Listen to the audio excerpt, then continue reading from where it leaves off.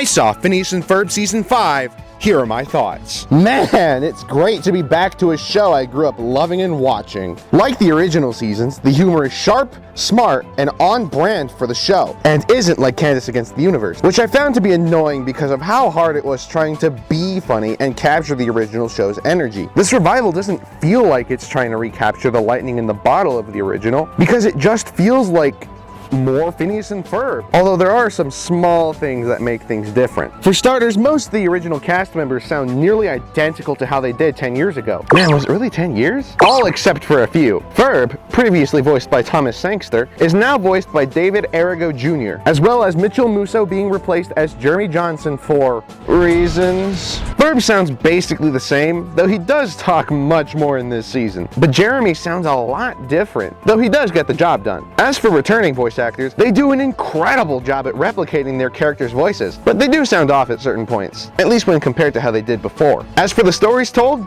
yeah, this feels like more Phineas and Ferb, but like Season 3 and 4 Phineas and Ferb. It isn't bad, just different. It's hard to describe. It's just like the vibes are similar to the latter half of the original show. The songs are, man, what happened here? They just don't click as well as they did way back then. Each song is either just meh or not bad. Songs like License to Bust and Watch It! Are not half bad. I would actually listen to the latter song. However, the rest are just serviceable. If I had to pick a best and worst episode, the worst would be Meet Me in St. Louis. The episode was one that was highly anticipated by me and many others, but it just didn't deliver at all. Most of the episode feels like it's just a slog. Even the B plot with Doof and Perry. The final payoff didn't feel earned at the end of the episode. And to top it off, to count off the trailer shots they used from Meet Me in Seattle, they had this annoying little ding every time a trailer shot is used, and it just intrudes on the experience. Meet Me in Seattle didn't do this, so why here? Besides, a lot of this episode feels unnecessary, and it's just there for the trailer shots from the end of Meet Me in Seattle. If I had to pick a favorite, I would definitely have to pick Deconstructing Doof, a twist from the original Phineas and Ferb formula. The whole episode revolves around Doof and Candace's therapist, and he puts two and two together, thinking that one client's stories are caused by the other. I quite love this episode, and while I do think it has little substance, it has the therapist proclaiming, "I have a theory." So that makes up for everything. Is it the best season?